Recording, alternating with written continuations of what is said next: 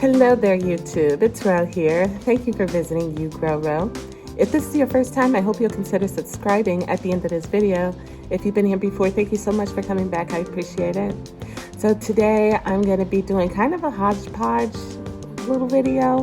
What's been happening is I've been recording all kinds of content with you guys. But when you look at my channel, or at least when I look at my channel, it doesn't reflect it because I can't get any of it up. It's all coming so fast that by the time I get done recording one video and then I get around to having time to edit it, I'm already moving on to the next step. And so I have all this content in my phone and videos started, but it's too late now. So what I'm gonna try to do is get some use out of this stuff. And I'm gonna put together a video for you guys right now, showing you some of the things that I've been up to lately.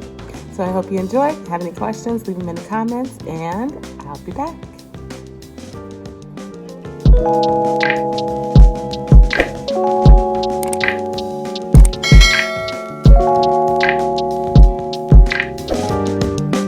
This here is my Asian Celosia. I got it from the seeds from Baker Creek. Heirloom seeds, also known as www.rareseeds.com. It turned out really beautiful. I believe in the wild these are much bigger. However, I'm only growing these in an Aerogarden a 6-pod. Can't think of the name right now.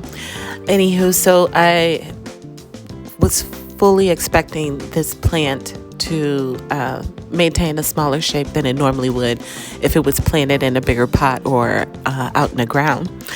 It turned out very, very beautiful. It was super easy to grow, and I am going to be harvesting these pink blooms, I guess you would say. They are supposedly good for tea, and I'm really excited about that. Aside from being really pretty, the Asian Celosia, not only can you make tea from it, but they also suggest making a nice pink lemonade with it, which sounds really good. It's got a really nice branching and like bushy kind of habit, as you can tell from looking at it now. It bloomed pretty early. It was a fast bloomer, and I appreciate that. I am planning on putting a couple of these plants outside this summer and growing them in full sun. But for the meantime, this was really great to grow indoors. It was fast. The cat didn't bother it. I mean, I have no complaints. It wasn't fussy. Nothing. It's been a really, really nice plant. Here now in this Aerogarden, I'm going to be starting some seeds. Prior to this, I had the dwarf Siberian kale in here, and what else was there? The penstemon was in here, and maybe one or two other things, but clearly they're all gone now. And so I'm gonna be starting something else, and I'm starting my tomatoes. That is my determinate early tomatoes. I did this last year and the year before, where I bought tomatoes that were specifically bred for the north and the colder climate. And then I planted them early and put them out early as well. And they should have the tolerance to weather the cold weather that we get. But if it dips down into the 40s, it wouldn't kill the plant. So I'm growing several varieties of northern climate tomatoes. One of them is stupice. I think that's how they say it. Another one is the subarctic maxi. I haven't grown that one before. This will be the first year for that, but I did do the stupice 2 years ago. Speaking of 2 years ago, another variety that I'm doing that I grew 2 years ago is called Beta Lux. And then I'm also growing a variety that I grew last year, not knowing that it was suited well for colder climates. It's a cherry tomato called Cherry Falls. The interesting thing about that is last year, whenever I grew those Cherry Falls tomatoes, they died back almost to the ground at one point after that one first big flush. And it took me a minute to get back out there and go clean out the pot and all that. Well, in the meantime, the plant came back, gave me a second beautiful flush. So I'm hoping that that's what's going to happen again this year. We'll see. So, so that was the Cherry Falls. I also am doing the New Yorker, and one more, I believe. I can't remember. It'll come to me.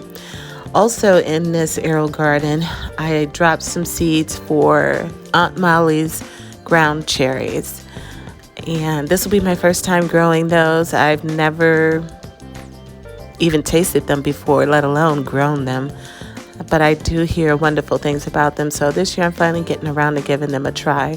The seeds are about 2 years old because I bought them when I first heard about them and then never planted them. So I hope that they germinate. I did put more than one seed in the pod in an effort to get some germination, but we will see. I've begun work on my seedlings, you guys. That's pretty exciting. So here you see me separating these two burgundy broccolis from this pot that's supposed to decompose. But I always find sometimes they don't break down as soon as you would like. At any rate, so I started getting my seedlings up potted, starting with these burgundy broccolis.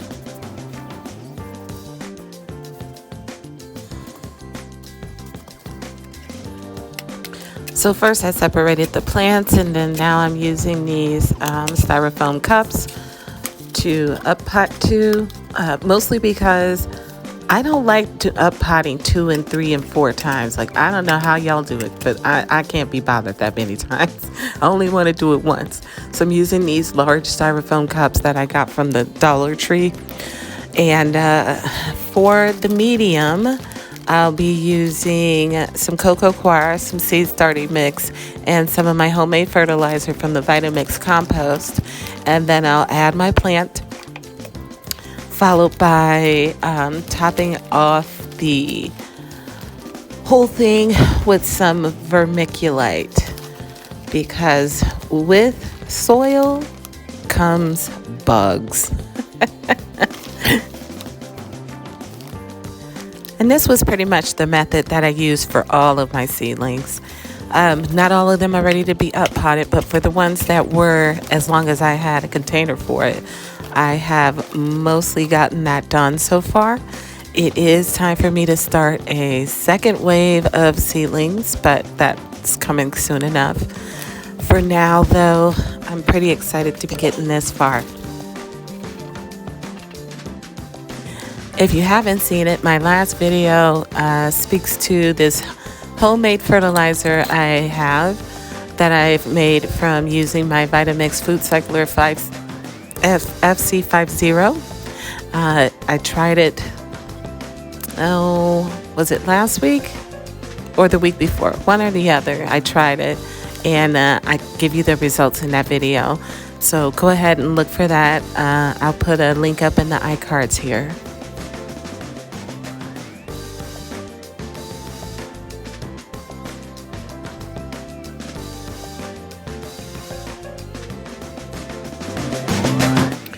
My herbs in the Aerogarden Bounty up in my office have rebounded from the last time that I harvested from them, and so it was time to get another harvest in.